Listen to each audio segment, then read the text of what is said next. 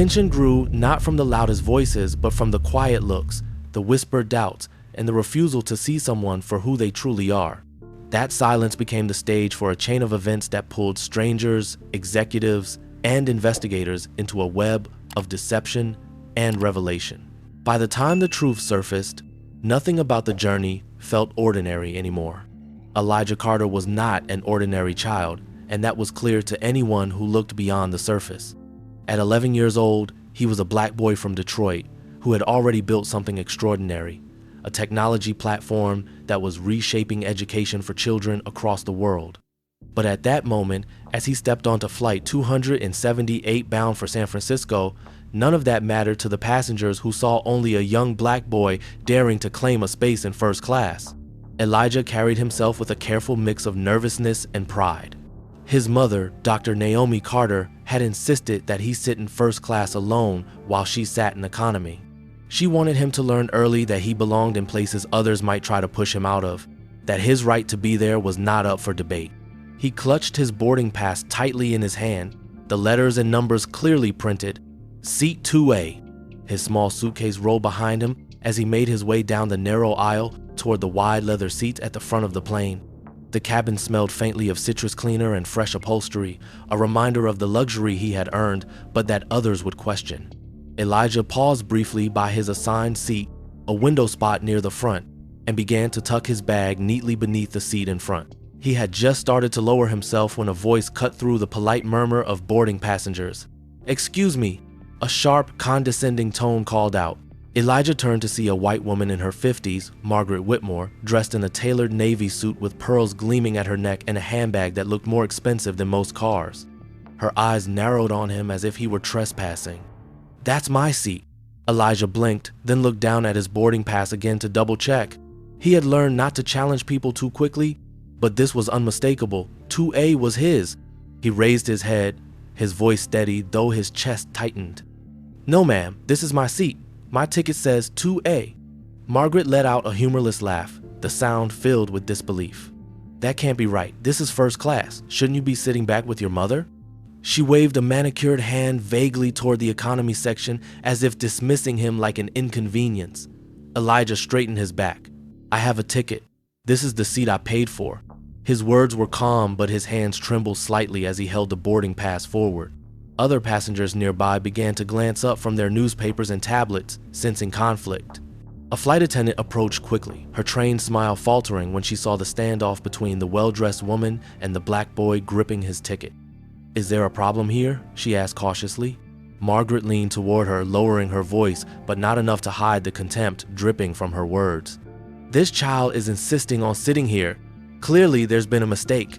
Perhaps you can find him a spot in the back where he belongs." Elijah's jaw tightened and he thrust his boarding pass toward the attendant before she could make a decision. 2A, he repeated firmly. The attendant scanned the pass, tapped her tablet, and then nodded. "Yes, ma'am, this is correct. This boy is assigned to seat 2A. Margaret's smile froze before collapsing into a sneer. "Impossible. I always book this seat on this route. I have flown this airline for 20 years. I am not moving." Her voice had risen enough that nearby passengers exchanged uneasy looks.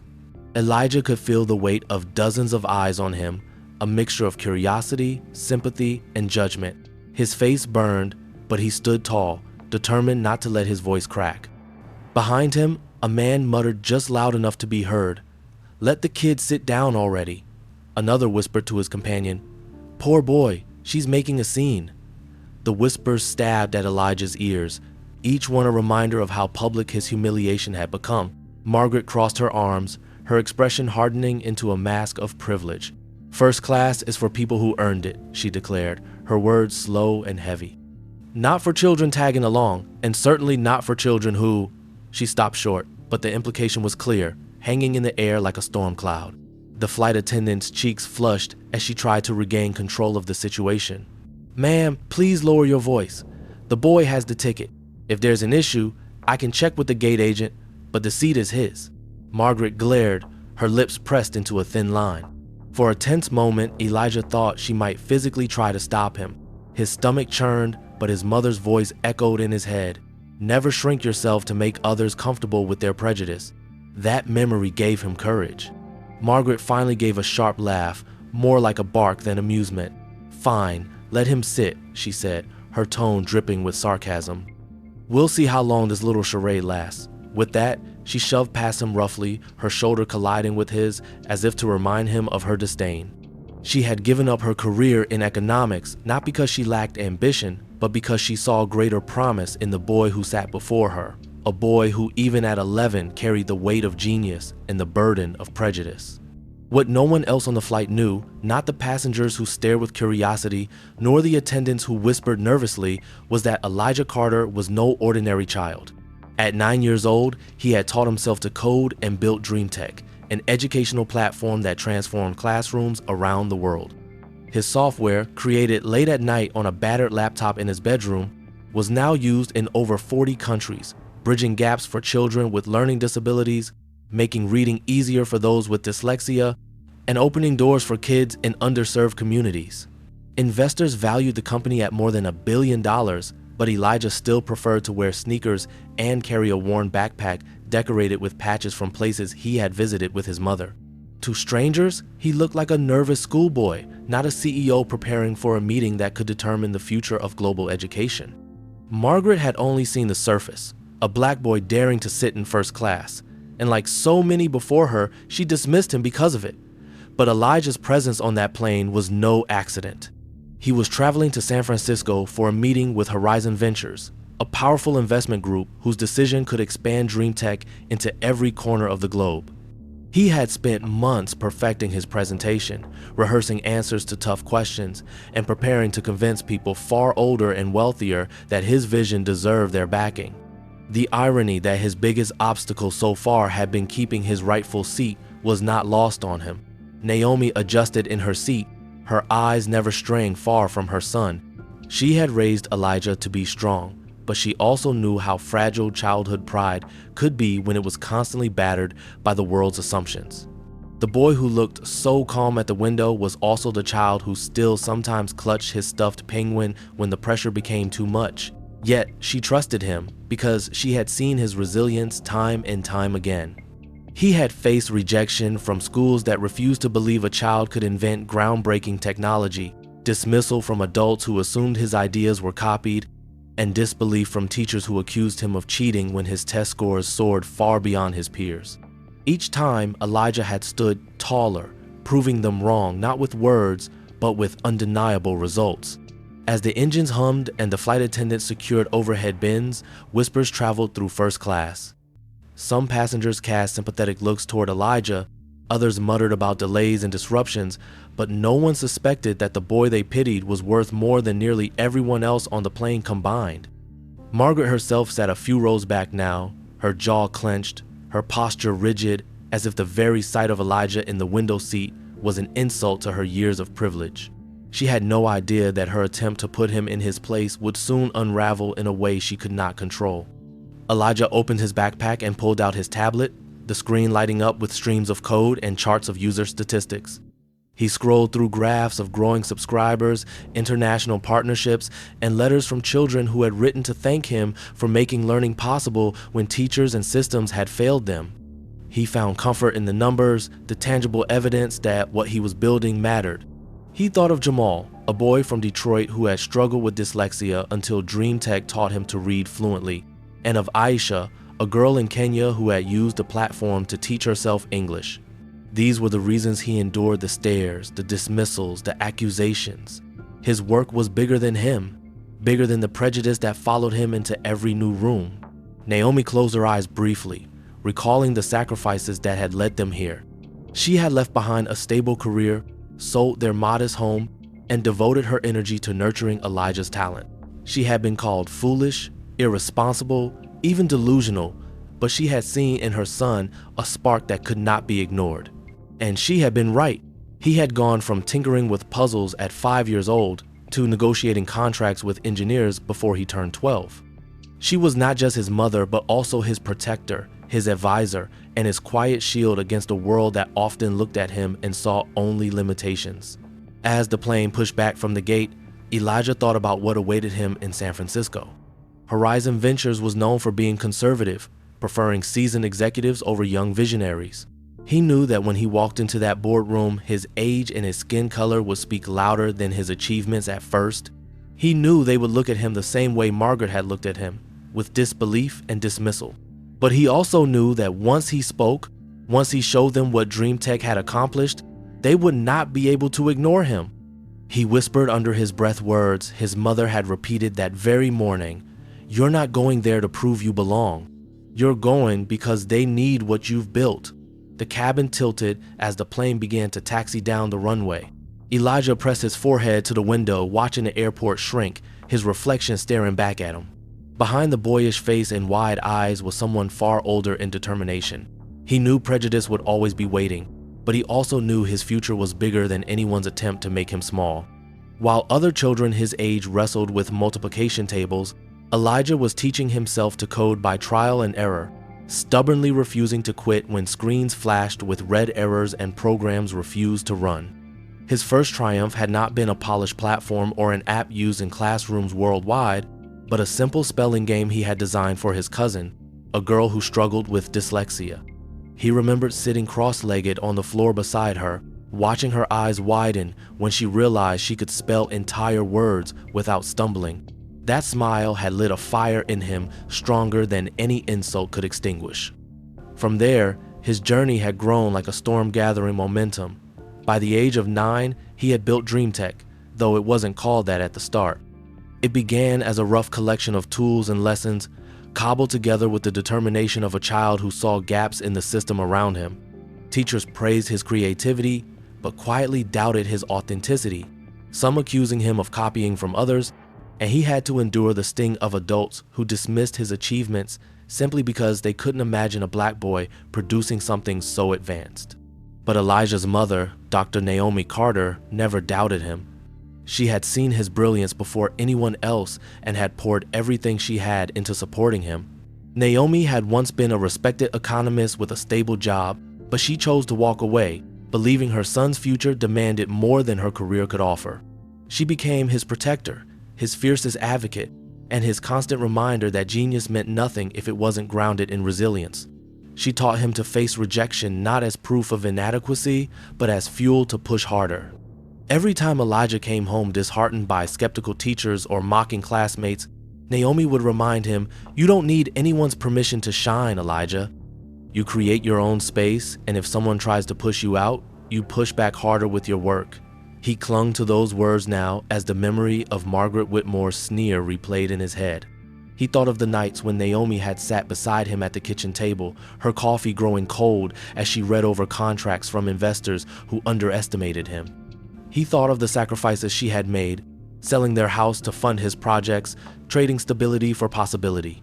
He thought of the countless times she reminded him that the world would not see him as a genius first, but as a black boy first, and how that reality demanded he become both brilliant and unbreakable. His childhood had not been filled with carefree afternoons or simple schoolyard games. Instead, it was a balancing act of innocence and responsibility. He played basketball with neighborhood kids, but even then his mind was running algorithms, analyzing angles of the ball's trajectory. He laughed with friends, but he carried secrets they could not understand, the weight of meetings with engineers, investors, and lawyers. His stuffed penguin still sat on his bed back home, a reminder that he was still a child, yet his daily life had forced him into a role many grown men could not carry. When Elijah turned 10, DreamTech crossed its first 1,000,000 users, and the pressure grew heavier. His platform was no longer just a pet project. It was a lifeline for children in classrooms across continents. He received letters from teachers in Kenya who used his tools to teach English, messages from parents in Brazil thanking him for helping their children read, and photos from American classrooms where his software had turned reluctant learners into eager participants. These victories gave him joy, but they also sharpened his understanding of why prejudice hurt so deeply.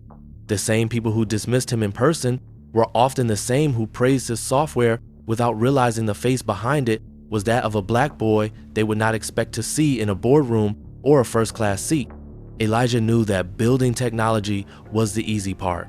Breaking through the wall of bias was the true battle.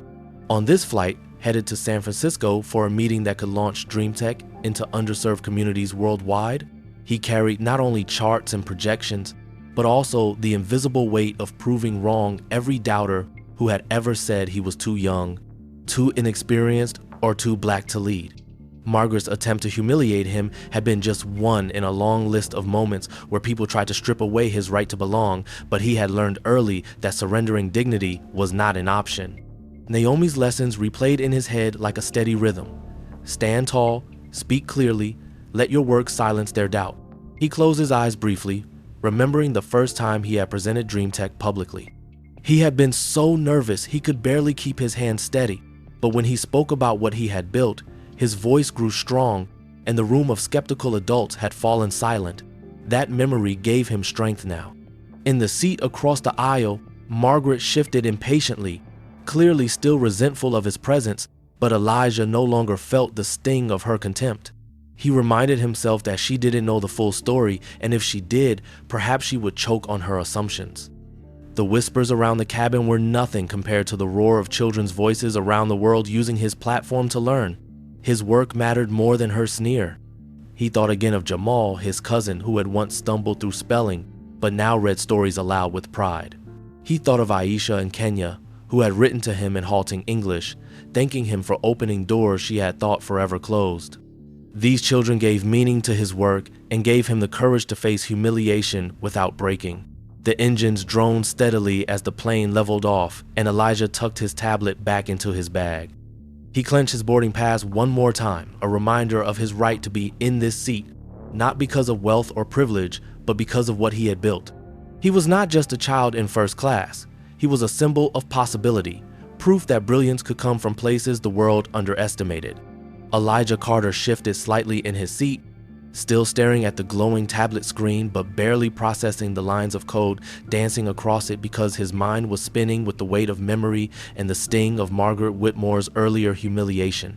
He tried to push her voice out of his head, tried to remind himself of the children across the world who depended on the tools he created, but her sneer, that cruel suggestion that a black boy had no place in first class, had left a bruise deeper than he wanted to admit. He thought of Jamal and Aisha, of letters and smiles and victories, but humiliation was a stubborn shadow, and he fought it silently as the plane continued its steady climb westward. Behind him, his mother Naomi Carter sat alert in economy, her eyes glued to the back of his seat, her heart refusing to relax.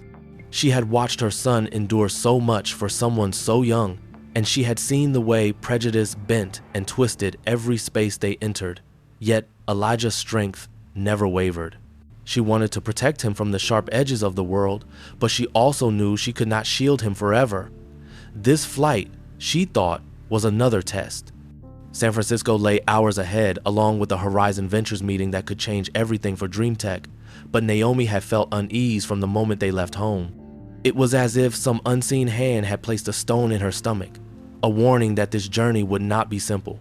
The day had begun before dawn in Detroit. Elijah had already been awake, his restless mind refusing sleep. Naomi had padded softly into his room with 2 steaming mugs, 1 coffee for herself, and 1 hot chocolate for him.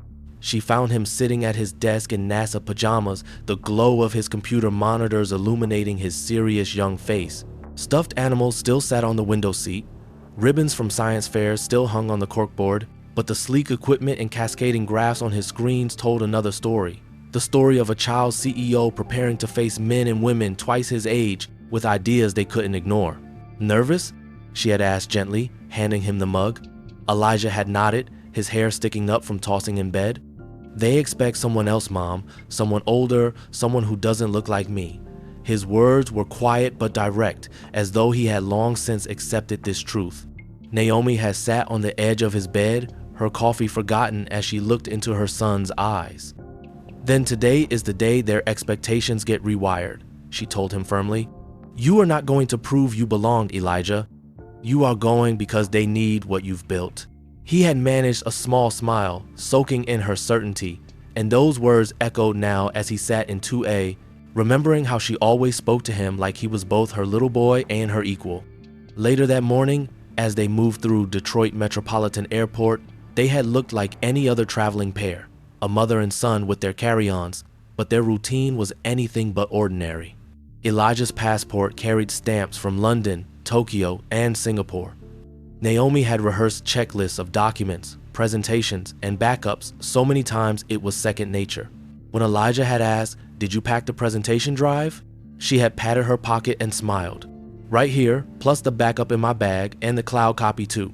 He had laughed softly, the child reminding the parent, though in truth, they often switched roles seamlessly. Sometimes Naomi was the guiding hand, and sometimes Elijah was the visionary dragging her into futures she had never imagined. At the gate, Elijah had sat quietly reviewing his notes while Naomi phoned their driver in San Francisco. No one around them paid attention, and that was exactly how they preferred it. Elijah's name had appeared in business magazines, but they had guarded his privacy fiercely, protecting him from cameras and unwanted attention. It wasn't his age or his skin that should define him, it was his work. Boarding the plane, Elijah had squared his shoulders beneath his blazer, disguising the butterflies in his stomach. He was a child by appearance, yes, but Naomi had seen that transformation before the cloak of composure he wore when stepping into boardrooms where men laughed until they realized he was the one they had come to hear. She had smiled proudly when the gate agent said, "Enjoy your flight, Mr. Carter," only to watch the expression falter slightly when his youth was revealed. That flicker of doubt was always there, and it always lit the fire in him stronger. Yet something about this trip had felt different. Elijah had admitted it to his mother as they packed an unease he couldn't explain, a tension in the air that wasn't there before other meetings. Naomi had brushed it aside outwardly, but carried the same uneasy stone in her stomach. Perhaps it was mother's instinct, perhaps it was reality. Being black in spaces that weren't designed for them often meant trouble. She kissed his forehead at the boarding gate, whispering, "I'll be 3 rows back, Sparrow. Text me if you need anything." He had nodded, steadying his breath, though inside he still felt the weight of that unnamed warning. Now, as the plane leveled off and Elijah pressed his forehead against the cool glass, that uneasy feeling returned stronger. Margaret's hostility wasn't unusual, but it felt like the beginning of something larger. He couldn't explain why, but his instincts told him the day ahead would unravel in ways that had nothing to do with slides or financial projections. Naomi sat with her book open but unread, glancing sideways at the older man now seated beside her. Samuel Green, a retired engineer with silver hair and a gentle manner, had offered his first-class seat to Margaret to end the conflict earlier. Now he leaned slightly toward Naomi, speaking in a low, steady voice. "Your boy handled himself well," he said. Naomi looked at him, surprised by the kindness in his tone. "He shouldn't have had to," she replied quietly. "Not at his age, not after everything he's worked for." Samuel nodded slowly. "You're right, but I've seen this kind of thing all my life. Some people will never accept what challenges their picture of the world. I just wanted you to know he has supporters, even if we're strangers." Naomi studied him, sensing layers in his words, and tucked the reassurance away for later. Elijah, meanwhile, opened his sketchbook to distract himself. Amid the lines of numbers and projections, he found peace in sketching ideas for new designs. His current obsession was making dream tech more accessible for visually impaired children. He scribbled notes on haptic feedback, trying to forget the eyes that had stared at him earlier, but unease still lingered, gnawing at the edges of his focus. She had not forgotten the humiliation of being told publicly that the black boy had the rightful claim to the coveted seat she thought was hers. She sat rigidly upright, her lips pressed together, her eyes fixed on him with resentment that seemed to grow with every passing minute. Elijah forced himself to ignore her glare, but he felt it like heat against the side of his face, a constant reminder of the invisible battle lines drawn in the cabin. Across the aisle, a younger white man in earbuds noticed the exchange and smirked, though whether at Margaret's loss or Elijah's discomfort was unclear.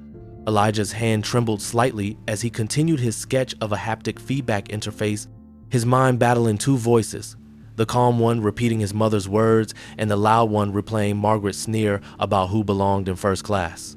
He fought to smother the humiliation with determination, but humiliation had claws. Behind him in economy, Naomi Carter closed her book and leaned her head back, listening to the muffled sounds of the cabin. She wanted to stand and march forward, to defend her son openly, but she knew the power of allowing him to hold his ground. The world would not always let her intervene, and he had to learn to endure storms even when her hands itched to shield him. Still, she felt her heart race every time she imagined the sneer on Margaret's face. She had raised Elijah to expect challenges, but she would never get used to watching him fight them. The minutes ticked by, and the cabin doors closed with a dull thud. Passengers settled, and attendants began safety demonstrations, but Margaret suddenly unbuckled her belt and stood, towering over Elijah with her boarding pass clutched like a weapon. "This isn't over," she muttered sharply, loud enough for those around to hear. "You may have tricked them, but I know this seat was supposed to be mine."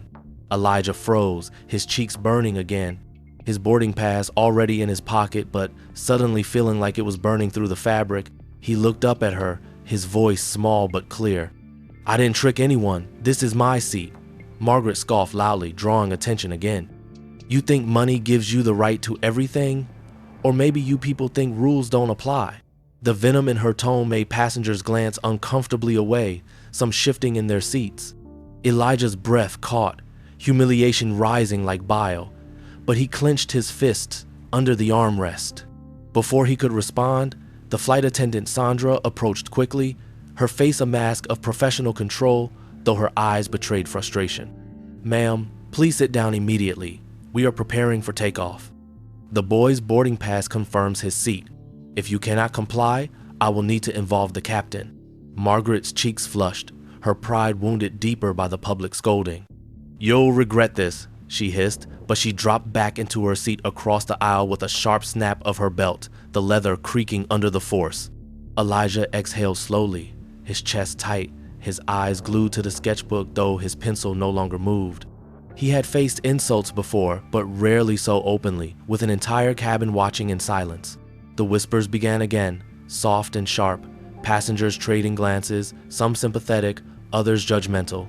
A gray-haired woman with keen eyes sitting across from him leaned forward. "Young man," she said softly, "don't let people like that take your dignity." Her voice was calm, steady, filled with an authority that demanded respect. Elijah turned toward her, surprised. She extended her hand gently. "Elizabeth Montgomery," she introduced herself with a kind smile. "And what's your name?" Elijah swallowed and replied, "Elijah Carter." Elizabeth studied him for a moment, her gray eyes sharp but kind, as if she could see through the layers of humiliation to the steel beneath. "Well, Elijah Carter, I think you handled yourself very well. Better than most grown men would in your place." Her words soothed the sting slightly, but Elijah still felt the weight of eyes on him. He nodded faintly and muttered a quiet, "Thank you." Margaret shifted angrily at Elizabeth's words but said nothing more, though the tension in her shoulders betrayed her seething anger. Behind the curtain separating economy, Naomi caught a fragment of the raised voices and tightened her grip on her armrest. She whispered to herself, "Stay strong, Sparrow," praying silently that her son would not buckle under the pressure. The engines roared louder as the plane accelerated, and Elijah pressed back into his seat, his heart racing, but he repeated his mantra silently, "You are not here to prove you belong. You are here because they need what you've built." The plane lifted off the ground, Detroit shrinking below, and Elijah felt both heavy and light, as though the confrontation had carved into him, but also forged something stronger. Across the aisle, Margaret crossed her arms, her eyes cold, her mouth set in a hard line, but she no longer spoke. Elizabeth leaned back with a knowing look, as though she had seen this kind of ugliness too many times before. Elijah Carter sat stiffly in his seat as the plane leveled into its cruising altitude, the confrontation with Margaret Whitmore still buzzing in his ears like a hornet that refused to leave. He had been humiliated once more in front of strangers, accused of deception and entitlement, treated like a trespasser in a space he had every right to occupy. Margaret had retreated into seething silence across the aisle, but her glare still burned holes into his composure. Elizabeth Montgomery's supportive words had eased some of the sting, yet the ache remained deep in his chest where every insult seemed to settle like a stone. He tried to distract himself with thoughts of his meeting in San Francisco, but every time he pictured himself presenting dream tech to investors, Margaret's voice echoed in his head, dripping with contempt. "You people think rules don't apply?" He tightened his grip on the armrest, his jaw clenched as he forced the words away. Behind the curtain in economy, Naomi Carter sat beside Samuel Green, the retired engineer who had watched the dispute unfold and given her a reassuring nod afterward.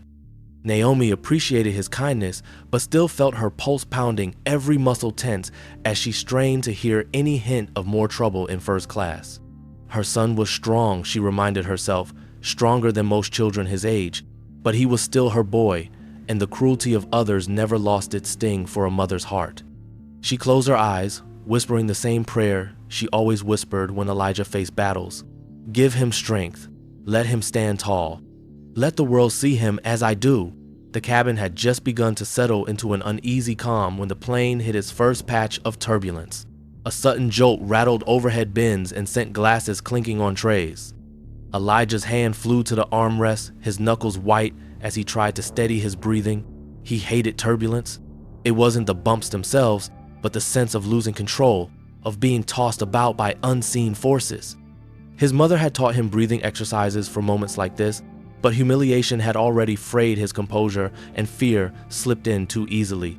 Passengers murmured, some laughing nervously, some stiffening with alarm. The fastened seatbelt light dinged and attendants moved quickly to secure carts. Margaret, unbothered, smirked faintly as if the turbulence were a sign from above that Elijah did not belong in his seat. Elijah closed his eyes, willing himself to breathe in for 4, hold for 4, out for 4. His chest rose and fell unevenly, his small frame trembling as he clung to the mantra. Suddenly, a familiar voice cut through the tension. In for 4, Sparrow. Hold for 4, out for 4, you've got this. His eyes shot open to see Zoe Anderson, DreamTech's chief operating officer, standing beside his seat despite the shaking cabin. She had risen from economy against the flight attendants' protests, her face calm and her hand resting gently on Elijah's shoulder. He met her gaze and immediately steadied, matching her rhythm, her presence grounding him the way she had done during dozens of presentations and late-night coding sessions. The flight attendant, Sandra, hurried over, her voice sharp.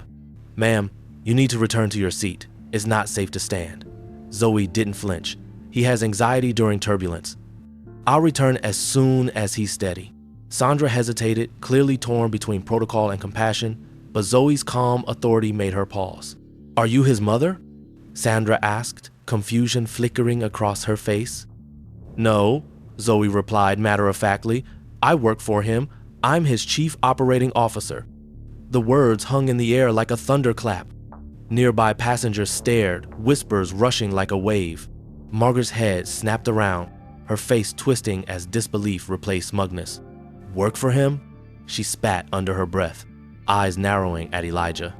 Richard Blackwell, a middle-aged executive seated across the aisle, looked up from his laptop in surprise, his brow furrowing as he studied the boy he had dismissed only minutes earlier. Zoe ignored them all, focused solely on Elijah. You good now? She asked softly, her hand steady on his shoulder. Elijah nodded, his breathing under control again. I'm good. Thanks, Zoe. She gave him a reassuring squeeze before returning to economy, leaving a stunned silence in her wake. Richard leaned closer, his voice hushed but tinged with disbelief. She works for you? What exactly do you do? Elijah stared at him, his dark eyes calm but unreadable. I build things, he replied simply, turning back to his window. Richard sat back, shaken, his curiosity gnawing at him. Margaret shifted uncomfortably, her earlier sneer faltering as she processed what she had just heard. The turbulence continued in short bursts, rattling trays and jolting seats, but Elijah felt steadier now, his focus sharpened by the reminder that he was not alone. Zoe's presence had reminded him of his team, of the people who believed in him not as a child, but as a leader, and that gave him strength. As the bump subsided and the cabin settled once more, Richard leaned forward again, unable to resist. DreamTech, he muttered, testing the name. That's you, isn't it? My nephew uses it. Dyslexia. It changed everything for him. Elijah turned his head slightly, surprised by the softness in the man's tone. Richard's eyes flickered with something unfamiliar respect, maybe even regret. I owe you an apology, Richard said quietly, though his words barely reached Elijah over the drone of the engines. I made assumptions that were unfair. Elijah didn't respond immediately. He had heard apologies before, often from people who only regretted once they discovered his achievements. Still, the words sank into him, stirring something complicated. He gave a small nod, neither forgiving nor dismissing, but accepting the moment. Before the silence could stretch further, a younger flight attendant approached Elijah with a tablet in hand, his expression tense. "Mr. Carter, the captain would like to speak with you in the cockpit." Elijah blinked in surprise, his heart skipping. "With me?" "Yes," the attendant confirmed, his voice calm but urgent. "It's a routine matter, but the captain asked for you specifically." Elijah's pulse quickened, his earlier unease flaring stronger. He glanced toward economy where Naomi sat, already on alert. She caught his eyes and immediately unbuckled, moving forward. When Elijah stood, her hand rested firmly on his shoulder. "We're both going," she said to the attendant. The man hesitated, then nodded. "This way, please." As they walked toward the cockpit, the whispers rose behind them. Margaret leaned across the aisle, her face pale but her eyes sharp with suspicion. Captain James Sullivan, a man in his late 50s with a weathered face that carried the calm of decades in the skies, turned toward them with an expression that combined professionalism with gravity. At his side sat First Officer Linda Chen, her hands moving steadily over controls, her posture focused but alert. "Miss Carter, Mr. Carter," the captain began formally, nodding to both of them, though his eyes lingered on Elijah. "Thank you for joining us. I realize this is unusual, but we've received a communication from ground security at Oakland International that specifically concerns you." Elijah's breath caught in his chest, his mind racing back instantly to Margaret Whitmore's accusations and to the simmering glares he had endured since taking his seat. Naomi stiffened, her protective instincts blazing. "What kind of communication?" she demanded, her voice sharp and measured, the voice she had perfected in boardrooms where men tried to dismiss her. Captain Sullivan folded his hands carefully. "A call was placed about 20 minutes ago, shortly after takeoff. The caller alleged that you, Elijah, are traveling under false identification and that you and your father," he glanced at Naomi, correcting himself, "that your family may be involved in fraudulent activities connected to your company." Elijah felt his stomach drop as though the floor had tilted beneath him. He stammered, "That's not true, sir. My passport is real. My work is real. I'm going to San Francisco for a meeting." Naomi placed a steadying hand on his shoulder, her jaw clenched with fury. "This is slander. My son is the founder and CEO of DreamTech, a billion-dollar company that has helped children worldwide. There is nothing false about him and nothing false about what we do." Sullivan raised his hand gently. "I understand how upsetting this island. Believe me, I find the claim highly improbable, but procedure requires that I treat any alert seriously. Ground security has directed us to divert to Oakland, where federal agents will board the aircraft to verify identities and documents." Elijah's heart pounded in his ears, humiliation and fear colliding inside him. He thought of Margaret, of her venomous whisper that he didn't belong, and realization struck like lightning. She must have made the call. He remembered the way she had stormed past the attendant earlier, the way her fury had simmered when Elizabeth Montgomery defended him. He whispered to his mother, "It was her, Margaret. She did this." Naomi's eyes darkened with certainty. Of course she did. She couldn't stand to see you in first class, so she decided to weaponize the system against you. Sullivan's face remained carefully neutral, but the flicker in his eyes betrayed that he too suspected the truth. "Still," he said evenly, "I cannot speculate on the caller. I can only follow protocol. If you have documentation to present, that will expedite matters once we land." Elijah fumbled with his tablet case, pulling out his passport and boarding pass, his hands trembling as he placed them in Sullivan's palm. The captain examined them carefully, running his fingers over the seals and scanning the chip before nodding. "These appear to be in order, but the decision isn't mine alone. Once we land, security will decide." Naomi's voice shook with controlled rage. "You realize what this means, don't you? An anonymous caller can weaponize prejudice and derail our lives in an instant. This is racial profiling wrapped in the guise of procedure." Sullivan met her eyes steadily. "I see a young man who has been put in an unfair position, but I also see a captain responsible for every soul on this plane. Until we land, my duty is to maintain order." Elijah swallowed hard, fighting the sting in his eyes.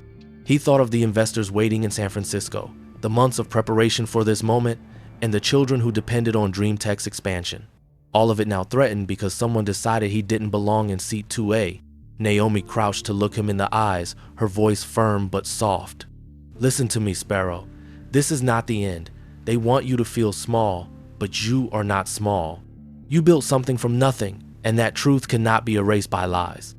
We will face this together. Elijah nodded, drawing strength from her steady gaze. When they stepped back into the cabin, all eyes followed them, whispers rustling like dry leaves. Margaret sat rigid, her expression composed, but her knuckles white where she gripped the armrest. Richard Blackwell leaned forward with curiosity that bordered on alarm, sensing that the storm brewing was bigger than a seating dispute. Elizabeth Montgomery watched in silence, her eyes narrowing with calculation as if she already knew where the threads of this story would lead. The intercom crackled, and Sullivan's voice filled the cabin. "Ladies and gentlemen, this is your captain. Due to a security matter requiring attention, we will be diverting to Oakland International Airport. Upon landing, security personnel will board the aircraft. We ask for your patience and cooperation." Flight attendants prepare the cabin for arrival. A collective gasp spread through the passengers. Some groaned in frustration about missed connections. Others exchanged worried glances. Elijah sank back into his seat, humiliation tightening around him like a vice, as he felt dozens of eyes boring into his small frame. Margaret turned to the passenger beside her and muttered something that made them chuckle uneasily, but Elijah sat straight, refusing to bend. Across the aisle, Richard leaned closer. "What's happening?" he asked in a hushed tone. Elijah met his eyes, his voice low but firm. "Someone called in a false report about me." Richard's face drained of color. He leaned back slowly, understanding dawning in his expression. Behind them, Naomi returned to her seat, whispering quickly to Zoe Anderson, who had already pulled out her phone against regulations, typing furiously. "Call Diane, tell her what's happening. She needs to meet us in Oakland with documentation. We can't let them twist this against him." Zoe nodded, her thumbs moving quickly, her expression tight with controlled fury. Elizabeth Montgomery closed her eyes briefly, as though making a calculation of her own, and then opened them again, sharper than before. She had seen the world strip dignity from people unjustly, and she had lived long enough to know when a fight was about to expose more than anyone expected. The descent toward Oakland began, the city lights twinkling beneath the night sky as the plane tilted downward. Elijah pressed his forehead against the window, watching the ground rise closer, the knot in his chest growing heavier. He thought of every time he had been doubted, every door that had been slammed, every sneer that told him he didn't belong. This, he realized, was not just another slight. This was a battle for his right to exist in the spaces he had earned. As the landing gear thudded into place and the runway lights streaked closer, Elijah whispered to himself, almost too softly to hear, "I belong here. I built this. They can't take it away." The wheels screeched against the tarmac, and the plane slowed as it taxied toward a remote corner of the airport where flashing security vehicles waited. The cabin air grew heavy as the engines powered down and the plane rolled to a stop near a remote corner of Oakland International Airport, far from the bustle of the main terminal. Through the oval windows, Elijah Carter could see flashing lights of airport security vehicles and the dark silhouette of men and women waiting at the bottom of a mobile stairway. He sat rigid in his seat, his boarding pass clenched tightly in one hand, his passport in the other, his small frame held upright by sheer determination. Naomi Carter placed her hand firmly on his knee, her own face a mask of calm, though her heart raced violently inside her chest. She had fought prejudice her entire life, but watching her son be treated as a suspect on the basis of a lie filled her with a fury that words could never capture. Around them, passengers whispered in uneasy tones, their voices carrying just enough for Elijah to feel the sting of judgment with every syllable. "It's about that boy," someone muttered. "They wouldn't divert a flight for nothing," another replied. Margaret Whitmore smirked openly, her lips pursed with satisfaction as if justice had been served, though she quickly looked away when Elizabeth Montgomery's gray eyes cut across the aisle and pinned her with a stare that carried both accusation and knowledge. Richard Blackwell shifted in his seat, beads of sweat breaking across his forehead as he realized his casual prejudice had spiraled into something far more dangerous than a seating squabble. He knew the system could be merciless once its wheels began to turn, and watching Elijah brace himself against its weight made him suddenly ashamed of every assumption he had made since boarding. The intercom crackled, and Captain Sullivan's voice echoed with the same calm authority as before. "Ladies and gentlemen, for your safety and that of the crew, Please remain seated with your seatbelts fastened until security personnel have completed their procedures. The main cabin door opened with a hiss, and cold night air swept through the aisle as 3 figures stepped inside. 2 uniformed airport security officers and a woman in a dark suit whose badge glinted under the fluorescent cabin lights. She moved with quiet confidence, her posture upright, her expression professional but not unkind. "I'm Special Agent Tanya Rodriguez with the FBI," she announced clearly, her voice carrying easily across the tense cabin. "We have a security matter to address concerning one of your fellow passengers. We ask for your cooperation while we resolve this matter." Her eyes scanned the rows before landing on Elijah. "Mr. Carter, Mrs. Carter, would you please come with us?" Naomi rose immediately, her hand gripping Elijah's shoulder protectively as he stood.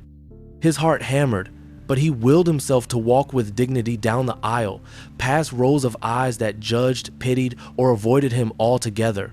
He heard a few whispers. "So young, unbelievable. What could a child have done?" And each one cut deeper than the last. Elizabeth Montgomery leaned slightly into the aisle as he passed, her voice low but firm. "Hold your head high, Elijah." He glanced at her, catching the strength in her gaze, and straightened his shoulders even more. Margaret sneered, but for the first time, Elijah did not flinch. He simply walked past her with a poise that unsettled her smugness. They reached a galley where Rodriguez and the officers waited. "We'll need to see your documentation," she said. Naomi handed over their passports and the meeting confirmation letters she had printed, while Elijah silently offered his tablet containing presentation files and official contracts. Rodriguez examined them carefully, then looked back at Elijah. "We'll need to escort you to our field office for additional questioning. These allegations involve not just identity fraud, but also potential financial irregularities tied to your company." Naomi's voice cut sharp. "That's impossible. My son's company is transparent and audited regularly. This is a malicious fabrication and you are enabling it." Rodriguez's expression softened slightly. "Ma'am, I understand your frustration. The faster we can verify everything, the faster this ends. Please, come with us." As they prepared to exit, Zoe Anderson suddenly rose from economy, ignoring the flight attendants who rushed to stop her. "I'm coming too," she said firmly. "I am the Chief Operating Officer of DreamTech, and any questions about our finances will be directed to me." Rodriguez regarded her for a moment, then nodded. "That's acceptable." Richard Blackwell watched the scene with mounting dread. He had not made the call himself, but he knew his petty antagonism had fanned Margaret's malice, and now a child genius was being escorted off a plane under suspicion. His conscience screamed at him to intervene, but fear chained him to his seat. Elizabeth Montgomery, however, did not sit idle. She turned in her seat toward Margaret and spoke in a voice just loud enough for nearby passengers to hear. "You've set something ugly in motion, and you think no one knows. But I saw you walk to the lavatory 20 minutes after takeoff with your phone in hand. You made the call." Margaret froze, her eyes flashing with panic before she forced a laugh. "That's ridiculous." "You can't prove that." Elizabeth leaned closer, her smile thin. "I don't need to prove it here. I only need to remember it when I speak with investigators." Margaret looked away, her confidence faltering. Elijah, Naomi, and Zoe stepped into the jet bridge, flanked by Rodriguez and the officers, the cold night air slapping against their faces as they descended toward the waiting vehicles. Flashing lights illuminated the tarmac, cameras from airport security captured every movement, and Elijah felt the humiliation dig deeper. He wasn't just a boy on a plane anymore, he was being paraded as if he were a criminal. Naomi whispered fiercely, "Do not let them take your spirit. Walk as though you are walking into a boardroom." Elijah obeyed, straightening his back and lifting his chin despite the weight of shame pressing against him. As they approached the black SUV, Rodriguez spoke softly to Naomi. The black SUV rumbled across the tarmac toward the Oakland FBI field office, its tinted windows reflecting the blue and red lights of the escort vehicles ahead. Inside, Elijah Carter sat sandwiched between his mother Naomi and Zoe Anderson, his small hands folded tightly in his lap, his passport still clutched as though it were a lifeline. He tried to steady his breathing, reminding himself that he had done nothing wrong, that DreamTech was legitimate, that every contract and audit was transparent. Yet the humiliation of being marched off the plane like a criminal pressed against his chest, and the whispers of the passengers still rang in his ears. Naomi's arm wrapped protectively around him, her jaw clenched with fury that she refused to show to their captors. Zoe sat on his other side, her phone resting on her knee, fingers poised to type the second she was allowed. Special Agent Tanya Rodriguez sat across from them, her notepad balanced carefully, her eyes flicking between them with professional composure. "I want you to understand," Rodriguez said calmly, "that this is not an arrest. It is a verification process. The allegations we received were serious, and our protocol requires us to investigate." Naomi's voice cut through the dark like a blade. "Do you also investigate the motives behind anonymous calls, Agent Rodriguez? Because we both know what this really island. It's prejudice disguised as procedure. My son's only crime is being black and successful enough to sit in a first-class seat that a bitter white woman wanted for herself." Rodriguez paused, her eyes softening briefly before she returned to her professional tone. "Mrs. Carter, I don't disagree that prejudice exists, but I cannot ignore the content of the report. It didn't stop at identity fraud. It alleged financial misconduct at DreamTech." Elijah's head snapped up. "That's not true. Our finances are clean. We've been audited every quarter. His voice cracked under the weight of outrage, and Zoe placed a steadying hand on his arm. "He's right," Zoe added firmly. "I handle our operations and finances. Every cent is accounted for. Whoever made this call knew exactly how to weaponize the system. They wanted to smear us." Rodriguez scribbled something in her notepad but didn't answer. The SUV pulled into a secure garage, and moments later, the trio was led into a stark conference room with fluorescent lights, a polished table, and the faint hum of air conditioning. Rodriguez introduced them to Special Agent Donovan, a veteran with salt and pepper hair whose lined face suggested years of hard cases. He entered with a thick folder in his hands and sat across from them. "We'll keep this brief," Donovan began, flipping open the folder. "The report we received included allegations of irregular money transfers between offshore accounts and DreamTech's primary operating funds. Can you explain those transactions?" Zoe leaned forward, her voice steady though her eyes blazed. "Those are the accounts we use to fund our global education initiatives. We partner with schools in developing countries, converting currencies and handling disbursements so DreamTech can be used in underserved communities. Every one of those transactions is documented, audited, and reported in our filings. This is no secret." Donovan studied her carefully before turning to Elijah. "And you, young man, you are the CEO of this company?" Elijah nodded firmly. "Yes, I created DreamTech when I was 9. It helps kids learn in ways schools weren't giving them. We've expanded to dozens of countries. My team handles the grown-up stuff, but the core idea and design are mine." Donovan raised his eyebrows slightly, impressed despite himself. "That's quite an achievement, but you understand why such claims raise questions." Naomi leaned forward, her tone sharp but controlled. "You're asking questions because an anonymous caller told you to. Would you be sitting here questioning a white executive in his 40s with the same allegations if the report came in under the same circumstances?" The room went still, the fluorescent lights buzzing faintly overhead. Donovan didn't answer, but the silence spoke volumes. At that moment, the door opened, and Diane Chen, DreamTech's legal counsel, entered briskly with a leather briefcase and an air of controlled fire. "I'm Diane Chen, representing DreamTech and the Carter family," she announced, sliding into the chair beside Naomi. "Before this goes further, let's be clear. These allegations are baseless, and I have documentation to prove it." She produced a thick binder, placing it heavily on the table, then slid across several flash drives. Quarterly audits, SEC filings, bank statements, international contracts, all clean. If you pursue this line any further, it becomes harassment. Donovan leafed through the binder, his eyes scanning charts and signatures. Rodriguez glanced at Diane, her face betraying a flicker of relief. Diane leaned forward, her voice low but cutting.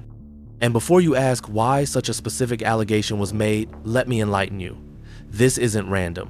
For months, minority-founded tech companies like DreamTech have been targeted with nearly identical accusations, always just before major funding rounds or expansion plans, always anonymous, always proven false after the damage was done.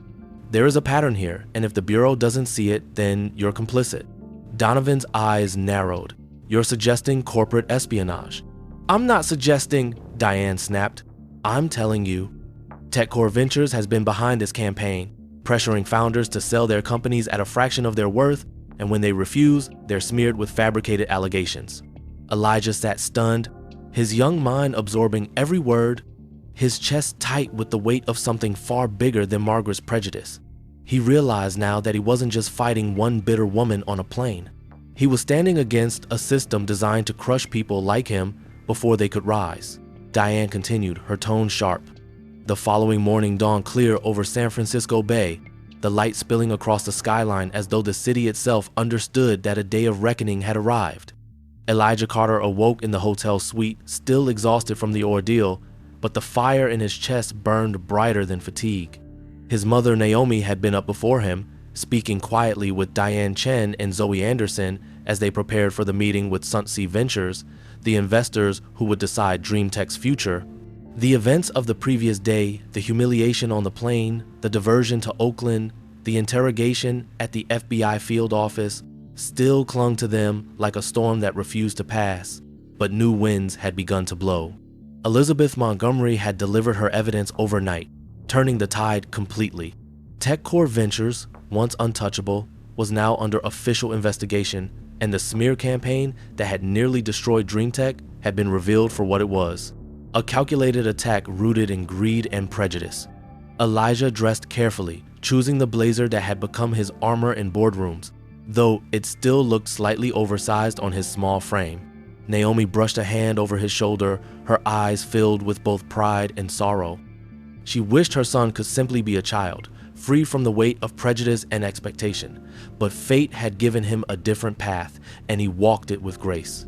Together, they stepped into the waiting car, accompanied by Zoe and Diane, and rode in silence toward the gleaming tower where the Suntsea board awaited them. The lobby smelled of polished wood and ambition, but Elijah walked through its marble halls with his head high, the memory of Margaret Whitmore's sneer fueling him.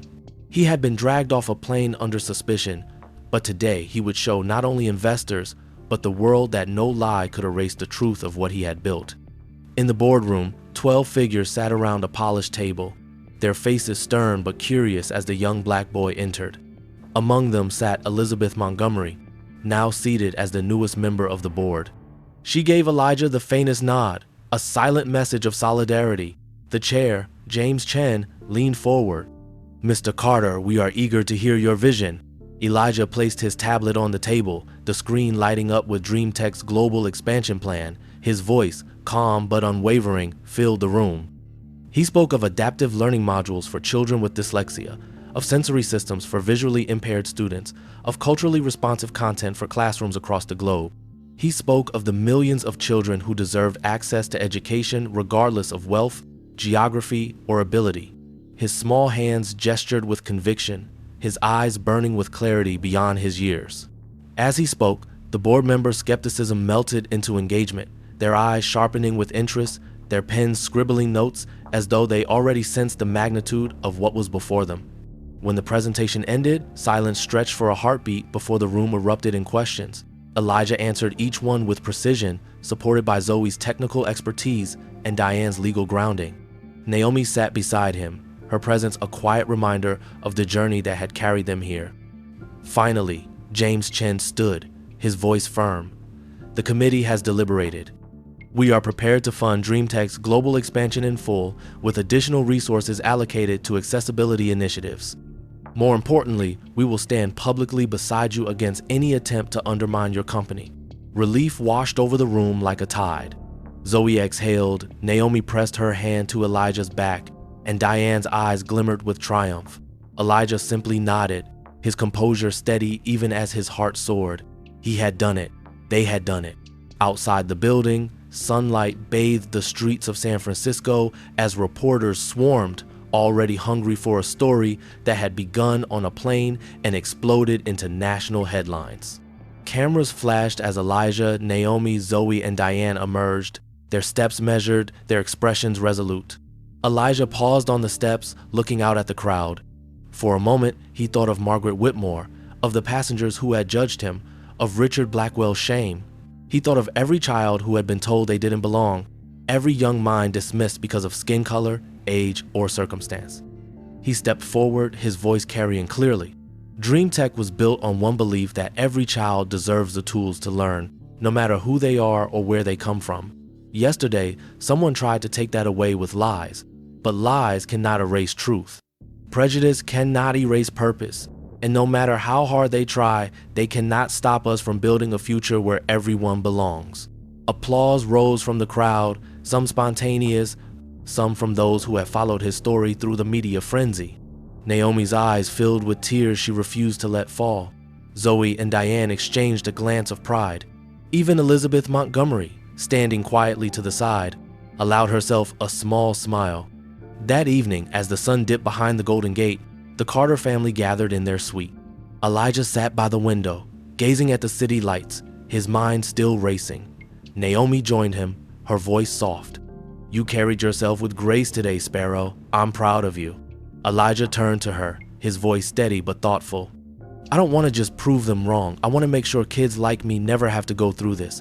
I want them to see a seat, not a color, not an age, not a prejudice. Just a seat they earned." Naomi pulled him close, whispering, "And you will. You already are." Months later, Dream Tech launched its Global Access Initiative, bringing technology to classrooms across 27 countries. The FBI investigation into TechCore led to indictments of executives, and Elizabeth Montgomery's testimony became the cornerstone of reforms in the industry. Richard Blackwell, once Elijah's doubter, became a reluctant ally, testifying to his nephew's transformation through Dream Tech and publicly acknowledging his own prejudice. Margaret Whitmore faded into obscurity, her venom exposed for what it was, a lie that could not stand against truth. At the program's launch in Detroit, Elijah stood on stage before a crowd of educators, parents, and children. Cameras broadcast his words across the world. "It doesn't matter where you start," he said, his voice ringing with conviction. "It matters that you build. It matters that you rise. And it matters that when the world tells you no, you answer with the work that makes them believe yes." The crowd erupted in applause, but Elijah only smiled, his gaze on the children in the front row, eyes wide with hope. He saw himself in them, and he knew the journey was just beginning. The end. Thank you for staying with this story until the very end. If you enjoy following Elijah's journey and the way the plot unfolded, I'd be grateful if you could like this video and subscribe to the channel so you don't miss the next story. I'd also love to hear your thoughts. What did you think about the twists and the way the truth came out in the end? And where are you watching from today? Drop a comment and let me know. Your support and feedback help keep these stories alive and growing.